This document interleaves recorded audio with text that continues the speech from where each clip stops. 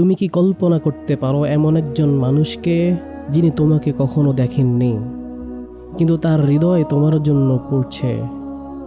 তুমি হয়তো এখন নিজের জীবন নিয়ে ব্যস্ত, হয়তো নামাজ নিয়মিত পড়ো না, হয়তো নবীর সুন্নাহ সম্পর্কে খুব একটা জানো না, কিন্তু তিনি হযরত মুহাম্মদ সাল্লাল্লাহু আলাইহি ওয়াসাল্লাম তোমার জন্য কাঁদতেন। হ্যাঁ ভাই, সত্যি বলছি। তিনি গভীর রাতে উঠতেন, একা অন্ধকারে সেজদায় মুখ রাখতেন, আর চোখের পানি ফেলতেন, আর বলতেন, ইয়া আল্লাহ, আমার উম্মতদেরকে মাফ করে দাও। ভুলে গেলে চলবে না সে তায়েফের কথা। তায়েফে যখন দাওয়াত দিতে গিয়ে নবীজিকে যখন তায়েফে পাথর মেরে রক্তাক্ত করে দেয়া হয়েছিল, তার শরীর থেকে যখন রক্ত ঝরছিল, তিনি তখন যদি চাইতেন, জিবরাইল আমিন আলাইহিসসালামকে আদেশ করলেই পাহাড় চাপা দিয়ে সেই গোত্রকে ধ্বংস করে দিতে পারতেন, কিন্তু তিনি তা করেননি। তিনি চেয়েছিলেন এদের মধ্য থেকে কেউ যেন ইসলামের আলো পায়।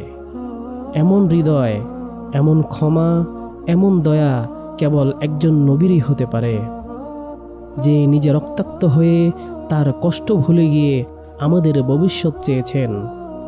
আমরা কি সেই নবীর কোনো দায়িত্ব আজ কাঁধে নিচ্ছি? হযরত আয়েশা রাদিয়াল্লাহু তাআলা আনহা বলেন, নবীজি সাল্লাল্লাহু আলাইহি ওয়াসাল্লাম সারা রাত দাঁড়িয়ে নামাজ পড়তেন, এত দীর্ঘ কিয়াম করতেন যে পা ফুলে যেত। আমি বললাম, ইয়া রাসূলুল্লাহ, আপনি তো নিষ্পাপ, আপনার তো কোনো গুনাহ নেই, তাহলে আপনি কেন এত কষ্ট করেন? উত্তরে নবী করিম সাল্লাল্লাহু আলাইহি ওয়াসাল্লাম বললেন, তবে কি আমি কৃতজ্ঞ বান্দা হব না? কিন্তু শুধু তাই নয়, তিনি আরও বললেন, এই কান্না আমি শুধু নিজের জন্য না, আমি আমার উম্মতদের জন্য কাঁদি। ভাই, তিনি যখন সেজদায় ছিলেন, হয়তো তোমার নাম মুখে ছিল না, কিন্তু তার চোখের পানি তোমার জন্যও ছিল। একদিন সাহাবীরা বললেন, ইয়া রাসূলুল্লাহ, আপনি তো আমাদের সবচেয়ে বেশি ভালোবাসেন, তাই না?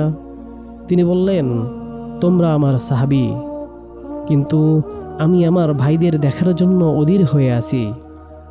সাহাবারা জিজ্ঞেস করলেন, আমরা কি আপনার ভাই না? তিনি বললেন, না, আমার ভাই তারা যারা আমাকে না দেখে আমার উপর ঈমান এনেছে। বুঝতে পেরেছেন ভাই, এই আমার ভাই কারা? তুমি, আমি, আমরা, যাদের নবীজির মুখ দেখা হয়নি, কিন্তু যারা তার সুন্নাহ ভালোবাসে, যারা তার প্রতি দুরূদ পড়ে কাঁদে, তাদের তিনি আপন বলে ডেকেছেন। হয়তো আমরা সকলেই জানি, কিন্তু ভুলে যাই। রাসূল করিম সাল্লাল্লাহু আলাইহি ওয়াসাল্লামের যখন মৃত্যু কাছে চলে এলো, তার মুখ শুকিয়ে যাচ্ছিল, আয়েশা রাদিয়াল্লাহু তাআলা আনহা বলেছেন, নবীজি বারবার কিছু বলার চেষ্টা করছিলেন, শেষে তিনি শুধু বললেন, উম্মতি উম্মতি। নিজের পরিবার, নিজের কষ্ট, নিজের ভয় কিছুই মুখে আনলেন না, শুধু বললেন, আমার উম্মত। আর সেই উম্মতের একজন আমি, তুমি, আমরা সবাই। ভাবো তো, যার হৃদয়ে এত ভালোবাসা আমাদের জন্য, আমরা কি তাকে চিনে নিতে ব্যর্থ হব? তুমি কি তার সুন্নাহ মানো? তুমি কি তার শেখানো পথে চলছ? তিনি যদি আজ দেখতেন তোমার জীবন, তোমার মোবাইল এবং তোমার রাত, তিনি কি খুশি হতেন? আজ আমরা এত ব্যস্ত, অথচ তিনি ছিলেন এত যত্নশীল। আসো, আজ আমরা একসাথে দোয়া করি, ইয়া আল্লাহ, আমাদের এমন বান্দা বানাও যেন আমাদের নবী করিম সাল্লাল্লাহু আলাইহি ওয়াসাল্লাম কিয়ামতের দিন আমাদের দেখে বলেন, এই আমার উম্মত, যার জন্য আমি কেঁদেছিলাম।